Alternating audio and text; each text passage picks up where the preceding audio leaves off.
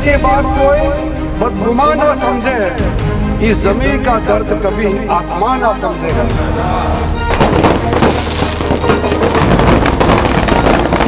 गरीब मुसलमानों के लिए, आम मुसलमानों के लिए इस्तेमाल करना ही पड़ेगा। उसके लिए आज के ये वक्फ संशोधन बिल जरूरत है। अध्यक्ष महोदय जी,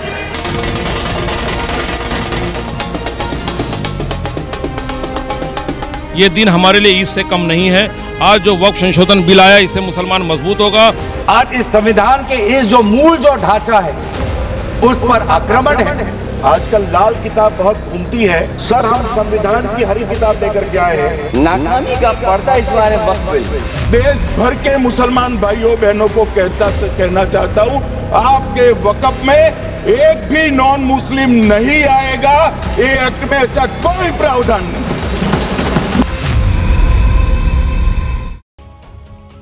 तो आज देश की सबसे बड़ी पंचायत में मुसलमानों पर सबसे बड़ी बहस चल रही है। सत्ता पक्ष और विपक्ष के बीच खुद को मुसलमानों का सबसे बड़ा हितैषी बताने की होड़ लगी है। वक्फ संशोधन बिल पर सत्ता पक्ष के सांसद अपने तर्क रख रहे हैं, तो दूसरी तरफ से विपक्ष के सांसद अपनी दलीलों से तर्कों को काट रहे हैं। आज पूरे दिन देश की निगाहें वक्फ संशोधन बिल पर हो रही तीखी बहस पर टिकी रही। लोकसभा में करीब 8 घंटे से भी ज्यादा वक्त गुजर चुका है। बिल के पक्ष में और विरोध में हो रही ऐतिहासिक बहस से आप अंदाजा लगा सकते हैं कि इस बिल को पास कराने के लिए सत्ता पक्ष को कितनी ताकत लगानी पड़ रही है। संसद के भीतर नीति और नियत के नाम पर बहस छिड़ी हुई है। वक्फ की जमीन को लेकर तर्कों और तथ्यों से दोनों तरफ से बराबर वार पलटवार का दौर जारी है। सदन के भीतर करीब 6 घंटे की बहस पूरी होने के बाद गृह मंत्री अमित शाह आए और वक्फ संशोधन बिल के पक्ष में खुलकर अपनी बात रखी। उन्होंने विपक्ष पर तीखा प्रहार करते हुए वक्फ का मतलब भी समझाया। साथ ही ये भी साफ कर दिया कि इस बिल से वक्फ के भ्रष्टाचार पर लगाम लगेगी। अमित शाह ने विपक्ष पर देश तोड़ने का आरोप लगाया तो उन्होंने वक्फ के कब्जे में आई अवैध संपत्तियों का भी एक एक कर खुलासा किया। हालांकि जब अमित शाह लोकसभा में ये बोल रहे थे तब विपक्ष के सांसद लगातार उनके दावों पर सवाल उठा रहे थे।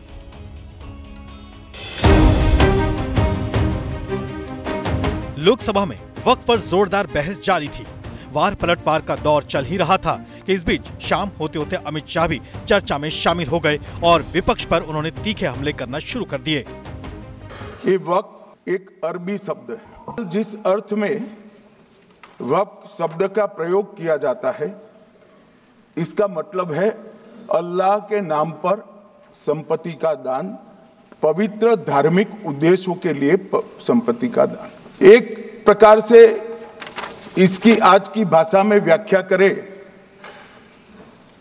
तो वक्फ एक प्रकार का चैरिटेबल एंडोनमेंट है। इसमें दान देता है, वो शब्द का बड़ा महत्व है।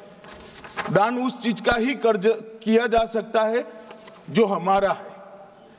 सरकारी संपत्ति का दान मैं नहीं कर सकता। मान्यवर, ये जो भ्रम खड़ा किया जाता है कि ये एक्ट मुस्लिम भाइयों के धार्मिक क्रियाकलापों के अंदर, उनके दान की हुई संपत्ति के अंदर दखल करने का है, ये बहुत बड़ी भ्रांति फैलाकर माइनॉरिटी को डराकर अपनी वोट बैंक खड़ी करने के लिए किया जा रहा है। देश भर के मुसलमान भाइयों बहनों को कहना चाहता हूं, आपके वक्फ में एक भी नॉन मुस्लिम नहीं आएगा। ये एक्ट में ऐसा कोई प्रावधान नहीं। ये पैसा जो चोरी होता है ना, उसको पकड़ने का काम वक्फ बोर्ड वक्फ परिषद करे। अमित शाह ने कांग्रेस को घेरते हुए 2013 के जरिए कांग्रेस पर निशाना साधा। वक्फ का 2013 का अमेंडमेंट न किया होता तो ये बिल लाने की शायद जरूरत न पड़ती। सब कुछ अच्छा चलता था। 14 में चुनाव आने वाला था, 13 में रातों रात तुष्टीकरण करने के लिए वक्फ कानून को एक्सट्रीम बना दिया गया। और मान्यवर, इसके कारण क्या हुआ? इसके कारण दिल्ली लुटियन की 123 वीवीआईपी संपत्ति कांग्रेस सरकार ने जब चुनाव मुहाने पर थे, 25 दिन दूर था, वक्फ को देने का काम कर दिया।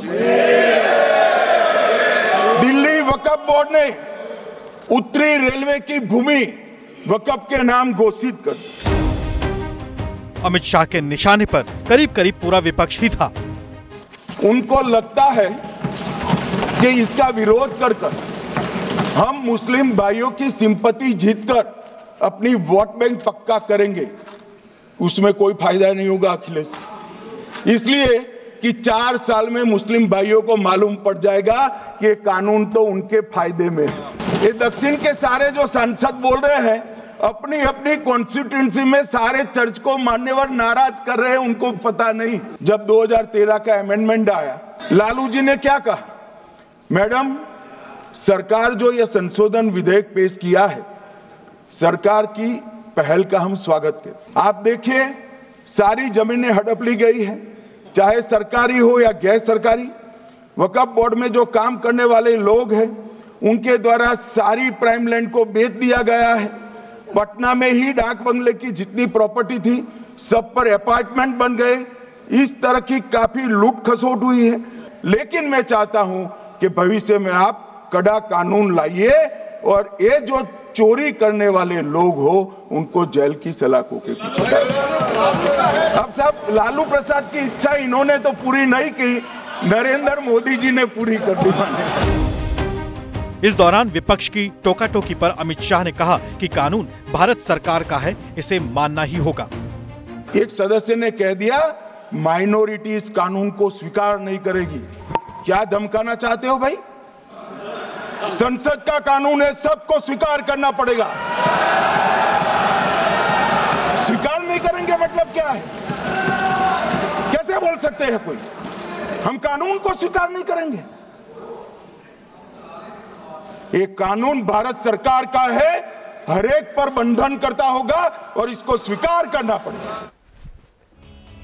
लोकसभा में अमित शाह ने लालू यादव के जिस बयान का जिक्र किया, केंद्रीय मंत्री जीतन राम मांझी ने भी उसी बयान से जुड़ा एक पोस्ट अपने एक्स हैंडल पर किया। लिखा, वक्फ संशोधन विधेयक का विरोध कुछ लोग सिर्फ इसलिए कर रहे हैं क्योंकि ये कानून नरेंद्र मोदी जी के नेतृत्व वाली सरकार ला रही है। वैसे 2010 में लालू यादव ने वक्फ के कड़े कानून बनाए जाने की बात कही थी। मेरा इंडिया गठबंधन वालों से आग्रह है कि लालू जी की बातों को ध्यान से सुने और सदन में वक्फ संशोधन बिल 2025 के पक्ष में मतदान करें। जीतन राम मांझी ने लालू यादव का वो बयान अपने एक्स हैंडल पर शेयर किया। देखिए, कानून बनाना चाहिए बहुत कड़ा। सारी जमीनें हड़प ली गई है, चाहे सरकारी हो या गैर, उसमें जो काम करने वाले लोग हैं सब बेच दिया है। प्राइम लैंड ऐसा नहीं है कि कोई खेती वाली जमीन है। पटना के डाक बंगला पर जितनी प्रॉपर्टी थी ये सब पर अपार्टमेंट बन गया, सब लोगों ने लूट लाट किया है। आगे से खैर आप तो लाइए, इसको पास हम लोग कर देते हैं संशोधन आपका, लेकिन आगे से कड़ाई के साथ जो भी बंडियां बना रहे हैं। लोकसभा में चल रही बहस में एक और दिलचस्प तस्वीर देखने को तब मिली जब उद्धव सेना वर्सेस शिवसेना में तीखी बहस छिड़ गई। दरअसल उद्धव गुट के सांसद अरविंद सावंत ने सरकार को घेरना शुरू किया और वक्फ बिल पर हो रही बहस के दौरान देवस्थान बोर्ड की हजारों एकड़ जमीन बेचे जाने के मुद्दे पर सवाल उठाने शुरू कर दिए। जबकि शिंदे गुट के सांसद श्रीकांत शिंदे ने उद्धव गुट के शिवसेना सांसद को चैलेंज देते हुए पलटवार किया। उन्होंने विपक्ष पर आरोप लगाते हुए कहा कि विपक्ष अपने पाप छिपाने के लिए इस बिल का विरोध कर रहा है। न भूलना, ये देश की आजादी के लिए जिन्होंने कुछ भी नहीं किया ना, उनका भाग्य है कि आज सरकार चला रहे। अगर हमारे मंदिर में कभी आपने सोचा भी कि किसी गैर हिंदू को उस मंदिर के बोर्ड पे लाने की कोशिश भी करोगे तो याद रखना हम उसे विरोध करेंगे। कितने लोग कश्मीर में हिंदू आ गए बताओ तो सही। कश्मीर में जमीन कौन खरीद रहा है वो भी तो बताओ, पता चलेगा कश्मीर की जमीन कौन खरीद रहा है। दूसरी बात, हमारे हिंदुस्तान के जो हमारे देवस्थान के मंदिरों की जगह होती है, इतनी हजारों एकड़ जमीनें, वो जमीन भी बेची जा रही है। क्या आप इसी तरह का कानून हिंदुओं के देवस्थान की जमीन बेचने वालों के खिलाफ भी लाएंगे क्या? वो भी तो बताओ। मैं यहाँ पर यूबीटी वालों से पूछना चाहूंगा कि बाजू में बैठ के जिन्होंने सावरकर जी को गाली देने का काम किया उनके ऊपर प्रश्न पूछने का हिम्मत इन पे नहीं है। ये जो विपक्ष इसका घड़ी घड़ी विरोध कर रही है, ये विरोध जो है ये विरोध सिर्फ अपने पाप छुपाने के लिए यहाँ पर कर रहे हैं, क्योंकि पूरे पाप आप जाले में आ जाएंगे। आज अगर बाला साहब यहाँ होते तो यूबीटी का डिसेंट नोट यहाँ पर अगर पढ़ते तो उनके आत्मा को बहुत। आज लोकसभा में सत्ता पक्ष और विपक्ष दोनों तरफ के सांसद एक दूसरे पर जुबानी वार करने के लिए जैसे कमर कसकर आए थे। सदन में बहस का माहौल तब और ज्यादा गर्मा गया जब समाजवादी पार्टी के अध्यक्ष और सांसद अखिलेश यादव इस बिल के विरोध में खड़े हुए। उन्होंने केंद्र पर निशाना साधते हुए कहा कि वक्फ बिल में न तो नीति सही है और न ही नीयत। दूसरी ओर विपक्ष के हमलों पर करारा प्रहार करते हुए बीजेपी सांसद रविशंकर प्रसाद ने भी तंज कसा और कहा कि कल वक्फ कहेगा पूरा हिंदुस्तान हमारा है, ऐसे तो नहीं चलेगा। उनके इस बयान के बाद संसद के भीतर सियासी संग्राम और तेज हो गया। तो अगर वक्फ की जमीन बर्बाद हो रही है, अगर वक्फ की जमीन लूटी जा रही है, अगर वक्फ की जमीन हड़पी जा रही है, तो संविधान की धारा 25 यह अधिकार देता है कि कानून बन सकता है। तो ये बार बार जो वक्फ की बात बोलते हैं, अगर आज इस कानून के द्वारा वक्फ की जमीन को रेगुलेट करके उसकी प्रॉपर्टी में फंडिंग अच्छी आए और उस जमात के लोगों के लिए इसका विश्वास बढ़े, तो इनको परेशानी क्यों होती है सर? दिल से तो कहते हैं कि हम चाहते हैं संशोधन हो, लेकिन राजनीतिक मजबूरी इनके पैर पीछे खींचती है। धारा 370 की समाप्ति का यही बिल आया था ना सर? माननीय गृह मंत्री बैठे हैं ना, हिम्मत दिखाई थी ना, सब लोग एक थे ना। देश टूट जाएगा, देश में आग लग जाएगी। आज 370 समाप्त हो गया। आज कश्मीर का विकास हो रहा है, जम्मू का विकास हो रहा है, पूंजी निवेश हो रहा है। और सर याद करिए, अभी जो चुनाव हुआ है, एक भी बूथ पर रिपोल नहीं हुआ। वोट बैंक के लिए देश कहां तक जाएगा? क्यों जाना चाहिए? वक्फ समझने के लिए भारतीय जनता पार्टी की सोच क्या है? जब ये कह रहे हैं कि इससे कारोबार होगा, अध्यक्ष महोदय, धर्म की चीजों से कारोबार नहीं हो सकता। वक्फ बिल का लाना भाजपा की सियासी हट है। वक्फ बिल भाजपा की सांप्रदायिक राजनीति का नया रूप है। भाजपा का लक्ष्य वक्फ की जमीनों पर है। इन जमीनों का नियंत्रण अपने हाथ में लेकर इन जमीनों को पिछले दरवाजे से अपने लोगों के हाथों में दे देना चाहती है। भाजपा का लक्ष्य यह है कि ध्रुवीकरण हो, क्योंकि वो जानते हैं कि ध्रुवीकरण जितना होगा उससे वो लाभ उठाने में आगे रहेंगे। ये वक्फ बिल जो लेकर के आए, कोई उम्मीद लेकर के नहीं आ रहा है।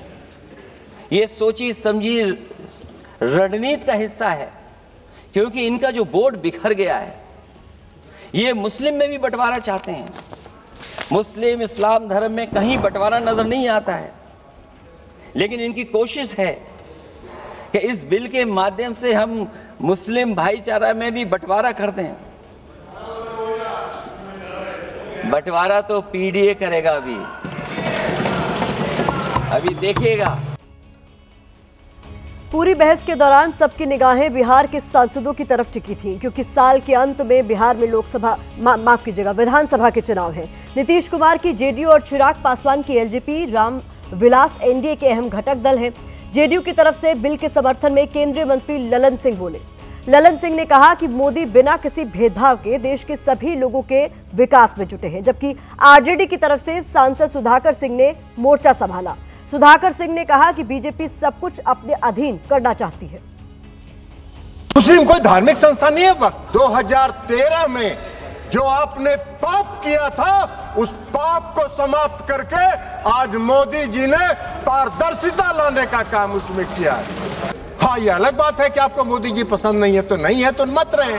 आज मोदी जी ने आपके चंगुल से, उस गिरोह से निकाल के आम मुसलमानों की तरफ उसको फेंक दिया है, उसके काम करने के लिए। तो ये आपको खराब लग रहा है? अरे जेडीयू को और नीतीश कुमार को आपके सेकुलरिज्म के सर्टिफिकेट की आवश्यकता नहीं है, उसकी आवश्यकता नहीं है। नीतीश कुमार जी का और जेडीयू के सेकुलरिज्म की परिभाषा है कि बिना कोई विवाद किए हुए काम करो, समाज के हर वर्ग के लिए काम करो। एक तरफ भाजपा खुद को अल्पसंख्यक हितैषी बतासी है, लेकिन भारत की संसद के भीतर एक भी मुस्लिम प्रतिनिधि भारतीय जनता पार्टी के पास नहीं है।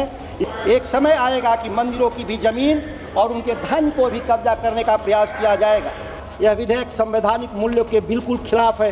भाजपा सब कुछ अपने अधीन करना चाहती है। सिंगापुर जैसे छोटे राष्ट्र जहां महज 200 वक्फ की संपत्तियां हैं, वहां पर संपत्ति से आय एक साल में 42 करोड़ से ज्यादा होती है। लेकिन यहां सच्चर कमेटी के हिसाब से जहां 5 लाख की वक्फ की संपत्तियां हैं, जहां 6 लाख एकड़ से ज्यादा जमीन है, 1 करोड़ 20 लाख एकड़ से ज्यादा संपत्ति होने के बावजूद आय सिर्फ 163 करोड़ होती है। विश्व के कई देश ने समय रहते वक्फ के व्यवस्था में आवश्यक प्रशासनिक सुधार किए हैं, और मैं ये नहीं कह रहा कि उन मुस्लिम देशों की तरह हमें कोई कठोर या क्रांतिकारी कदम उठाना चाहिए, लेकिन ईमानदार प्रयास हमारी तरफ से बहुत जरूरी है। फिलहाल लोकसभा में बिल पर बहस का वक्त बढ़ा दिया गया है। अब रात 10 बजे तक बहस होगी। कल ये बिल राज्यसभा में पेश किया जाएगा और वहां बहस होगी।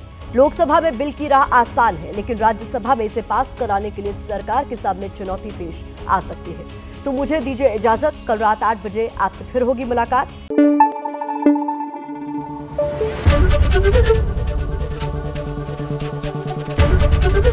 एबीपी न्यूज आपको रखे आगे।